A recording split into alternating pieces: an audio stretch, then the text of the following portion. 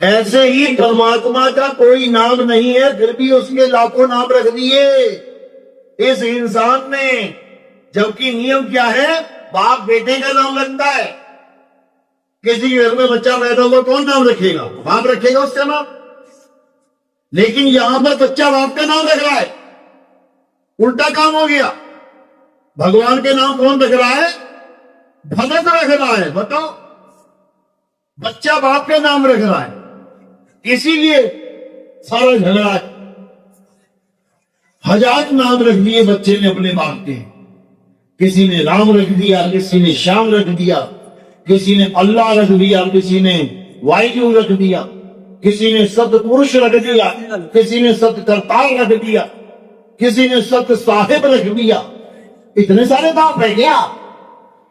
बाप तो एक है। ये बच्चे ने बाप के नाम रख के उसके बाद लड़ना भी शुरू कर दिया। मेरा डैडी बड्डा, तेरा बापू छोटा, मेरा पापा बड्डा, तेरा अब्बा छोटा। और प्रावा एक कोई है, एक कोई है, और सारा का आपको सारा डैडी, लेकिन नाम अलग अलग रख लिए। इसी झगड़े में सारा संसार लड़ रहा है, मर रहा है, कट रहा है। अब क्या करना है? अब पावन अक्षरों को किनारे कर दो और उस आदि अक्षर को पकड़ लो। आदि अक्षर यानी जुगाद सज, जुगाद सज, भैगी सज, नाना भूसी भी सज। उसको पकड़ो और पावन अक्षरों को क्या करो? इसको किनारे कर दो। गुरु ग्रंथ साहब में बाणी आपकी है, पावन अक्षर जोड़े आन, सत्याना अक्षर एक पहचान। कबीर साहब क्या समझा रहे हैं कि पावन अक्षरों को जोड़ जोड़ के, तोड़ तोड़ के, कभी मात्रा लगा दी ई की, कभी घंटा लगा दिया आ का, बना दिए सारे नाम, लाखों करोड़ों नाम। पावन अक्षर जोड़े आन, सत्याना अक्षर एक पहचान। उस एक अक्षर को नहीं जान पाया कोई। वो एक अक्षर क्या है? वो अविनाशी आत्मा है। आत्मा को ही संस्कृत भाषा में अक्षर कहते हैं। अक्षर का मतलब होता है अविनाशी, जिसका कभी नाश नहीं होता, वो आत्मा है। तो वेदी गुरु क्या करता है? पावन अक्षर छुड़वा देता है, छोड़ दे इसको। हिंदू है तो राम राम जपना छोड़ दे, सिख है तो वाहिगुरु वाहिगुरु जपना छोड़ दे, ईसाई है तो हालेलुया हालेलुया करना छोड़ दे, मुस्लिम है तो अल्लाह अल्लाह करना छोड़ दे। तो करे क्या? उस आत्म तत्व को जान जो तुझ में भी है, मुझ में भी है, हम सब में है। सब घट मेरा साइया, सोनी सेज न कोई, बलिहारी वा घट की, जिस घट पर घट होए। वो राम हम सब में विराजमान है। तुझ में राम, मुझ में राम, सब में राम समाया। सबसे कर लो प्रेम, जगत में कोई नहीं पराया। वो कौन सा राम है? मुसलमान के पास जाके कहोगे ना तुझ में भी राम है, मुझ में भी, वो कहेगा भैया मेरे अंदर राम राम नहीं है, मैं ना मानू राम राम को, मैं तो खुदा को मानता हूं। वहां पर मतभेद हो जाएगा। अब क्या करना है? अब इस राम नाम को बस बदल देना है आत्मा में, आत्म राम। अब आ जाओ मुसलमान के पास, अब उससे बोलो तुझ में आत्मा, मुझ में आत्मा, सब में आत्मा समाई। कभी मना करेगा क्या? कभी कहेगा मुसलमान की मुझ में आत्मा नहीं है?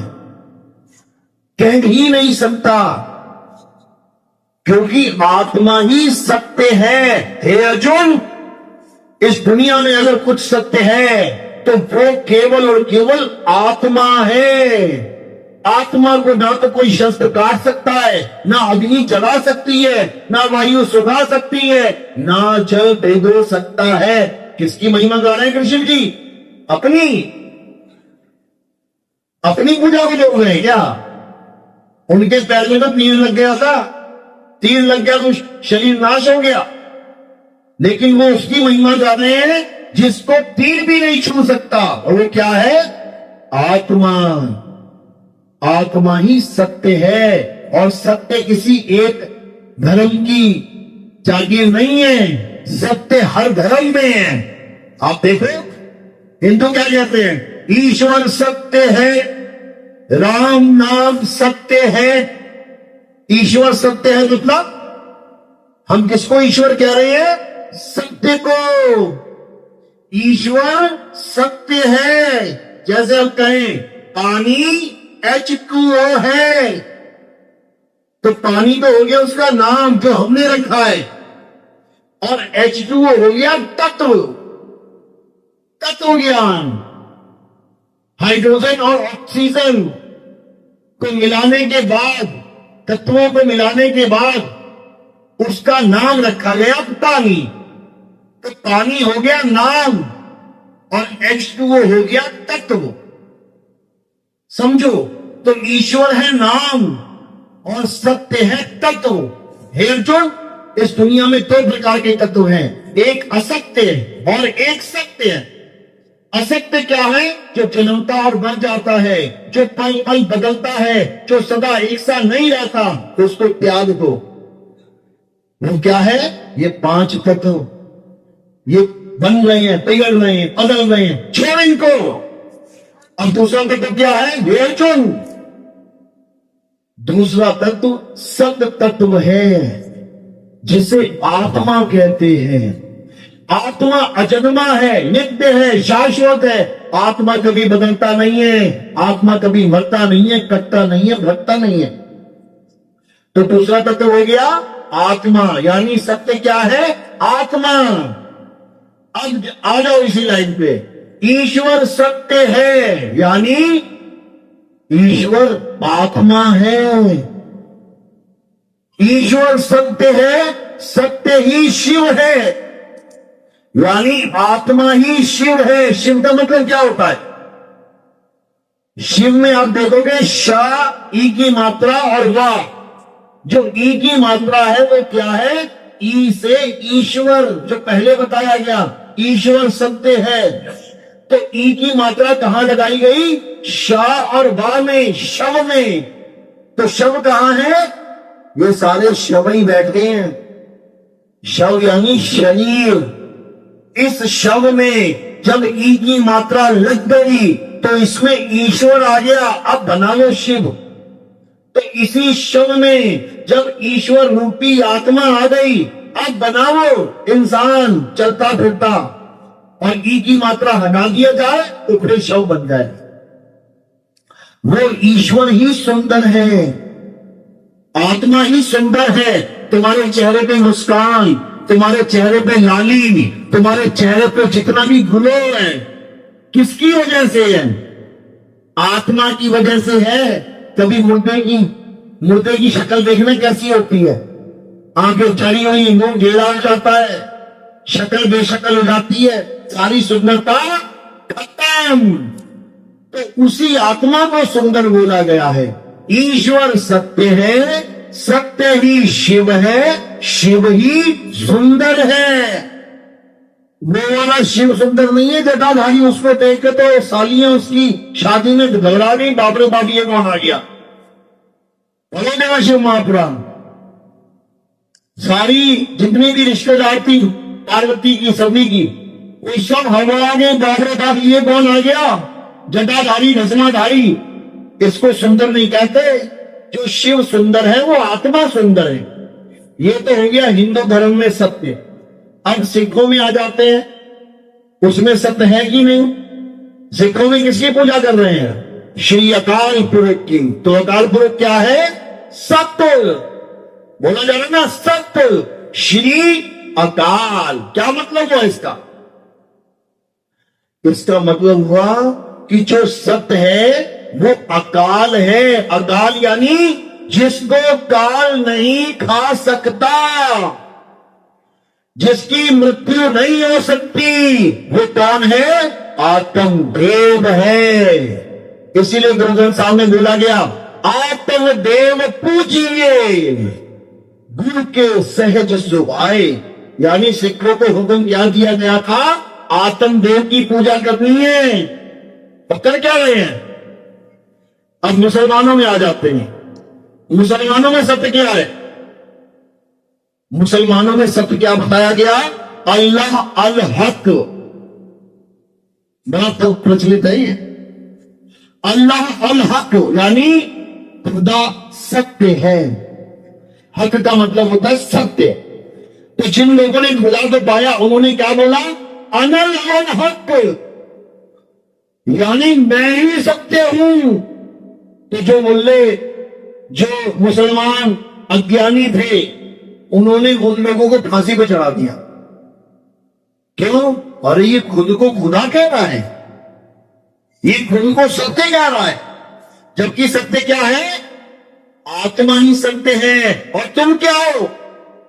आत्मा तो हो, लेकिन अभी जान नहीं रहे अपने आप को। तो क्या कह रहे हो? मैं तो आदमी हूं, मैं तो औरत हूं, मैं तो बच्चा हूं, मैं तो बूढ़ा हूं। और जब अपने आप को जान जाओगे तुम भी यही कहोगे, मैं आत्मा हूं। मुसलमानों ने भी, फकीरों ने यही बोला था, अनल अल हक। उठा के टाल दिया उनको अज्ञानियों ने। अब ईसाइयों में आ जाते हैं। ईसाइयों में क्या बोला गया? God is truth. ट्रुथ यानी सत्य, यानी परमेश्वर सत्य है। और बोला भी जाता वहां पे Holi spirit, Holi spirit. Holi spirit यानी शुद्ध आत्मा। आत्मा के पुजारी हैं वो लोग, लेकिन अज्ञानियों ने ईसा मसीह को आत्मा बना दिया कि होली स्पिरिट कौन है? ईसा मसीह। बताओ, अरे होली स्पिरिट बोला जा रहा है, स्पिरिट का मतलब आत्मा होता है, आत्मा का मतलब शरीर नहीं होता। लेकिन आत्मा का ज्ञान नहीं है, तो ईसा मसीह को पकड़ के उसको आत्मा बना दिया, ये आत्मा है। बताओ, आत्मा के कीले ठोक दी गई, आत्मा के खून निकल रहा है। कमाल करती। केवल सत्य का ज्ञान ना होने के कारण लोग असत्य को पकड़ के बैठे हुए हैं। और सत्य क्या है? हे अर्जुन, आत्मा ही सत्य है। आत्मा के अलावा इस जगत में कुछ भी सत्य नहीं है। सब कुछ नाशवान है। तुम्हारा घर, तुम्हारे बाप, तुम्हारे बंगले, तुम्हारे बच्चे, तुम्हारी मां, तुम्हारा बाप, सब संसार नाशवान है। बस एक में अविनाशी है, जिसे आत्मा कहते हैं। उसी आत्मा का नाम संतों ने क्या रखा है? सतनाम। सतनाम, सतनाम यानी सच्चा नाम।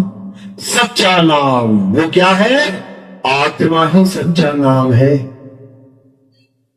इसीलिए गुरु ग्रंथ साहब में मूल मंत्र बताया गया, एको। एक ओंकार नहीं है वो एको है। एक के साथ उनको लगा दिया, एको। एको यानी ओनली वन। कहते एको सिमरो नानका, यानी केवल एक को सिमरो। तो वहां मूल मंत्र क्या कह रहा है?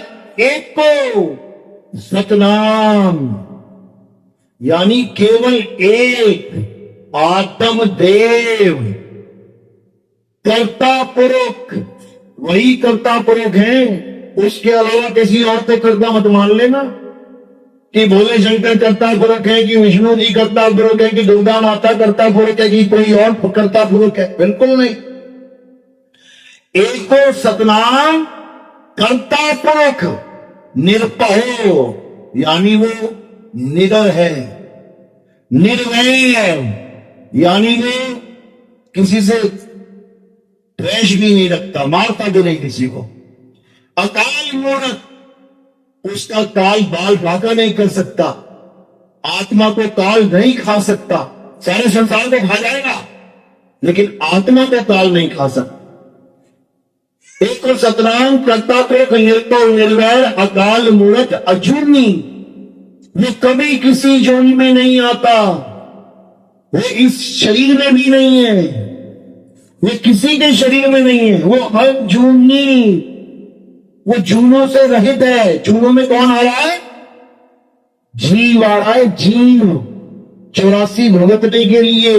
परमात्मा नहीं आता 84 भुगतने के लिए। परमात्मा तो 84 काट देता है, परमात्मा तो बंदी को छोड़ देता है, इसीलिए बंदी छोड़ कहलाता है। तो कहते हैं एको सतनाम करता पुरुष निरपौर निर्वैर अकाल मूर्त अजूनी सैपंग। सैपंग यानी वो खुद से प्रकाशित है, उसको किसी ने पैदा वैदा नहीं किया। गुरु प्रसाद, जब गुरु का प्रसाद मिलेगा आपको। गुरु का प्रसाद क्या होता है? चौलते कड़ी, लंगर, ये खाके तो थकार आता है, ज्ञान नहीं आता। लेकिन जब गुरु का प्रसाद मिलता है तो ज्ञान आता है। गुरु का प्रसाद क्या है? ज्ञान है। गुरु जी क्या देंगे? ज्ञान देंगे। बाबा नानक ने क्या दिया? ज्ञान दिया। रविदास जी महाराज ने क्या दिया? ज्ञान दिया। कबीर साहब ने क्या दिया? ज्ञान दिया। प्रसाद रूप में तो कहते हैं गुरु प्रसाद। जब प्रसाद मिल जाएगा तो तुम्हारा कल्याण हो जाएगा, अन्यथा भटकते रहो नाशवान संसार में। यही समझा रहे हैं, एक तो सिमरो नानका जो जल थल रहा समाए, और बाही को क्यों सिमरिए जो जम्मे पे मर जाए। दोनों तत्वों का ज्ञान है इसमें, दोनों तत्वों का ज्ञान बता दिया इसमें। तो गीता में बताया कि नाशवान तत्व को त्याग, अविनाशी तत्व को पकड़। यही नानक साहब समझा रहे हैं। एको सिमरो नानका, सिमरो यानी जपो नहीं, वाहिगुरु वाहिगुरु वाहिगुरु वाहिगुरु ये जाप है। राम राम राम ये जाप है। अल्लाहु अल्लाहु अल्लाहु ये जाप है, ये सिमरन नहीं है। सिमरन क्या है? सिमरन का मतलब है स्मरण। संस्कृत की भाषा से ये शब्द निकला है, स्मरण। पंजाबी में सिमरन। स्मरण का मतलब क्या होता है? याद करना। अपने अपने माता पिता का स्मरण करो, याद करना। अपने अपने गुरु का स्मरण करो, याद करना। तुम्हारी स्मरण शक्ति तो बहुत तेज है। याद शक्ति, जाप शक्ति नहीं। सिमरन का मतलब याद करना है। कबीर साहब यहां सिमरन देने आते हैं और ब्राह्मण यहां जाप देने आते हैं। ब्राह्मण जाप देता है और कबीर उसका जाप साफ करता है छोड़ने से। तभी तो विरोध हुआ था काशी में। लोग कहते कबीर साहब भी नाम जपवाते थे, ब्राह्मण भी नाम फिर तो दोनों एक भाई हो गए, मौसे ने भाई। ब्राह्मण भी कह रहा है राम राम जपो, कबीर भी कह रहा है राम राम जपो, तो दोनों में फर्क क्या है? फिर ब्राह्मण विरोध क्यों कर रहे थे? ब्राह्मण कह रहे थे राम राम जपो और कबीर साहब कह रहे थे राम राम छोड़ो। साईं क्या कह रहे हैं? भला हुआ मेरी माला टूटी, मैं राम भजन से छूटी, मेरे सिर से कली भला। भला कह रहे हैं, भगवानों के नाम को भला कह रहे हैं। भला है ये, छोड़ दे इसको और क्या कर, उस परम तत्व का ध्यान धर जिससे तेरा कल्याण हो जाएगा। अरे श्वासा की कर सिमरनी, कर अजपाता जा, परम तत्व का ध्यान धर, सो हम आपे आ। तुम ही सो हम हो जाओगे। सो हम कोई मंत्र नहीं है। आज रविदास जी महाराज के पंथ में जिसको देखो यही मंत्र देता जा रहा है, बाबा बना हुआ है। भगवा चोला पहन लिया, सोहम जपते जाओ। अरे सोहम एक अवस्था का नाम है, मंत्र नहीं है। सोहम का मतलब क्या है? ज्योति। सोहम, जैसा तुम वैसे हम। ये मंत्र नहीं है, ये उस अवस्था का नाम है जब राम कबीरा एक हो जाते हैं। अब तो जाए चढ़े सिंहासन, मिले हैं सारंग पानी, राम कबीरा एक भय हैं, कोई ना सके पहचानी। ये उस अवस्था का नाम है जिसके लिए बोला गया ते ही मैं ही तो ही अंतर कैसा, कनक कटिक जल तरंग जैसा। जैसे पानी समुद्र है और उसके ऊपर लहर भी पानी ही है, समुद्र के ऊपर यानी पानी के ऊपर पानी ही है, लेकिन नीचे वाला पानी स्थिर है और ऊपर वाला पानी चल रहा है। फर्क नहीं है दोनों में, कोई अवस्था का फर्क है। नीचे वाला अचल है और ऊपर वाला चलायमान है। क्यों चलायमान है? क्योंकि वायु का संग ले लिया उसने, हवा के साथ बिगड़ गया। हवा चलती थी तो पानी भी चलने लग गया। अब क्या करना है? अब इस संग को तोड़ देना है। वायु का साथ छूटा तो पानी अपने पुराने अस्तित्व में लौटा। जहां पर भी वो होगा वहीं नीचे बैठ जाएगा और समुद्र के साथ अचल हो जाएगा। फिर क्या हो गया? फिर तो ही मोही, मोही तो ही अंतर कैसा। तो ये ज्ञान तब समझ में आता है मेरे भाई जब परमात्मा की दया हो जाए। अगर इसकी दया नहीं है तो मेरी कहीं एक बात भी तुम्हारे समझ में नहीं आएगी, और अगर उसकी दया तुम्हारे ऊपर है तो मेरी कहीं एक बात तुम्हारे समझ में आएगी। समझ लेना। और अगर तुम्हारे बात समझ में आ रही है इसका मतलब परमात्मा की अपार के ऊपर तुम्हारे ऊपर हो रही है। ये बड़े बड़े महात्माओं को समझ में नहीं आती ये बात, समझ लो। तो आगे ये सत्संग हमारे यूट्यूब चैनल कहत कबीर सुनो भाई साधो नितिन दास, आप ये टाइप करोगे कहत कबीर सुनो भाई साधो नितिन दास, तो आपके सामने यूट्यूब चैनल खुल जाएंगे, उसको सब्सक्राइब कर लेना ताकि तुम्हें हर सत्संग बिल्कुल टाइम पे मिलता रहे। या फिर तुम लिखोगे नितिन दास के सत्संग